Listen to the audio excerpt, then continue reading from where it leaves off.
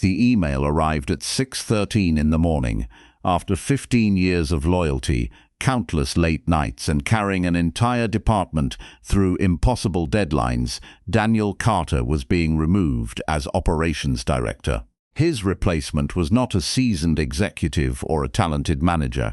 It was the chairman's 26-year-old son, a young man with no experience and a famous last name. Daniel stared at the message while his 8-year-old daughter, Lily, slept on the couch beside him, still wearing the sweater she had used as a blanket.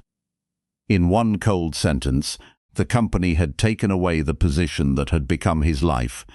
Before we continue, if you believe in kindness, second chances, and the idea that hard work should matter more than family connections, please like this video, comment below, share it with someone who needs encouragement, and subscribe to the channel Soul Tales. Your support helps these stories reach more hearts. Daniel was a single father who had learned to survive loss. 5 years earlier, he had buried his wife after a long illness. Since then, every morning had begun with making breakfast for Lily, packing her school lunch, and then rushing to the office, where he managed nearly every major operation. The company had once been struggling, and it was Daniel's ideas, discipline, and leadership that brought it back to life. He never complained. He never asked for praise. He only wanted enough stability to raise his daughter and keep his promises to her. When he entered the office that morning, everyone avoided his eyes. The news had spread quickly. Some employees looked angry, others looked ashamed, but nobody had the courage to speak. At the executive meeting, the chairman introduced his son, Ryan, with proud words and a wide smile. Ryan wore an expensive suit and carried himself like a king entering his kingdom. He thanked everyone for their support, though he had not earned any. Daniel sat quietly. At the end of the meeting, the chairman offered him a smaller position in another department. It was less money, less authority, and a clear message that he was no longer valued. Daniel looked around the room, at the people he had trained and protected for years. Then he declined the offer and resigned. That evening, he drove home in silence. Lily was waiting by the window. She knew something was wrong the moment she saw his face. Children understand pain better than adults think. She hugged him tightly and asked if everything would be okay. Daniel forced a smile and said yes. But later that night, after she had gone to sleep, he sat alone in the kitchen and cried. The following weeks became difficult. Savings disappeared quickly. Bills continued to arrive. Daniel applied for dozens of jobs, but companies were hiring younger candidates or offering salaries too low to support a child. Yet every morning he got up. Every morning he packed Lily's lunch.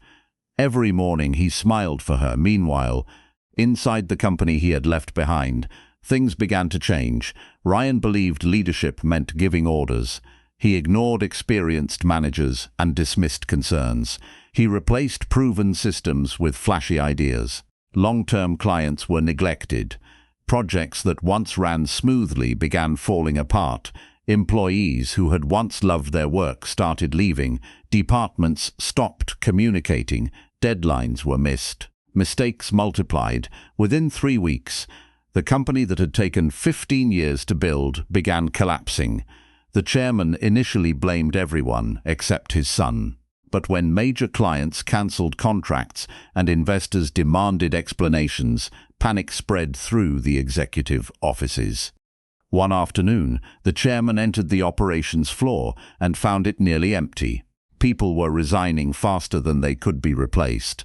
For the first time, he realized something terrible. The company had never been running because of him. It had been running because of Daniel. The chairman searched through old reports and found Daniel's name everywhere. Every successful project carried his fingerprints. Every crisis had been solved by his decisions. A painful truth finally arrived. They had not replaced an employee. They had removed the heart of the company. At the same time, Daniel was sitting at a small diner, filling out another application form. He had only enough money left for 1 more month of expenses. Then his phone rang. It was an old colleague named Maria.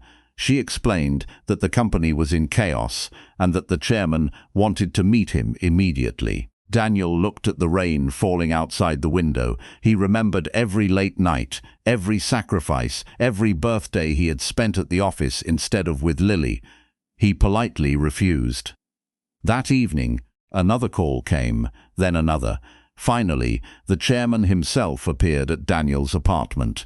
The wealthy executive stood awkwardly outside a modest building, carrying something he had rarely brought to anyone in his life: humility. When Daniel opened the door, the chairman looked older than before. 3 weeks had carved years into his face. Inside the apartment, Lily sat doing her homework at the kitchen table. The chairman noticed the small place, the worn furniture, and the simple life of the man who had helped make him millions. He suddenly felt ashamed. He apologized. Not as a chairman, not as a businessman, but as a man who had forgotten gratitude. He admitted that the company was failing and asked Daniel to return. Daniel listened quietly. Then he looked toward his daughter. For years, he had sacrificed precious moments with her for a company that had replaced him without hesitation. He asked himself a difficult question: did he really want to go back? The chairman made promises: better pay, greater authority, a new position. Still, Daniel remained silent. Finally, Lily walked into the room and sat beside her father. She placed her small hand in his and smiled. At that moment, Daniel realized something important. He no longer needed the company to prove his worth. He had already succeeded where it mattered most. He had become the kind of father his daughter could be proud of. After a long pause, he made a decision. He agreed to return, but only under new conditions. He wanted the authority to rebuild the company his way. He wanted employees to be valued based on merit, not family connections. He wanted a work culture that respected people's lives and families. The chairman accepted immediately. The next morning, news of Daniel's return spread through the company like sunlight after a storm. Employees who had resigned began calling back. Clients who trusted him returned. Departments found hope again. Daniel worked tirelessly. But this time he left the office early enough to have dinner with Lily. Slowly, the company recovered. Months later, it was profitable again. The chairman publicly admitted that his greatest mistake had been believing that titles and family names mattered more than character and experience. As for Ryan, he stepped away from leadership and finally chose to learn the business from the ground up. One evening, after another successful day, Daniel and Lily stood outside the company building. The sunset painted the sky orange and gold. Lily looked up at her father and asked if he was happy. Daniel smiled. For the first time in many years, he truly was. Because he had learned that losing something can sometimes reveal what matters most. He had lost a position but found his value. He had lost security but discovered strength. And he had nearly lost time with his daughter, only to realize that no success in the world is worth missing the people who love us. If this story touched your heart, please take a moment to comment the words *, kindness and loyalty still matter. *. And before this story ends, if Daniel's journey inspired you, please like this video, share it with someone who needs hope, and subscribe to Soul Tales. Your support helps keep stories of courage, family, and second chances alive, because sometimes the person everyone replaces is the very person holding everything together. And sometimes the greatest victory is not getting your old life back, but returning stronger, wiser, and finally knowing your true worth.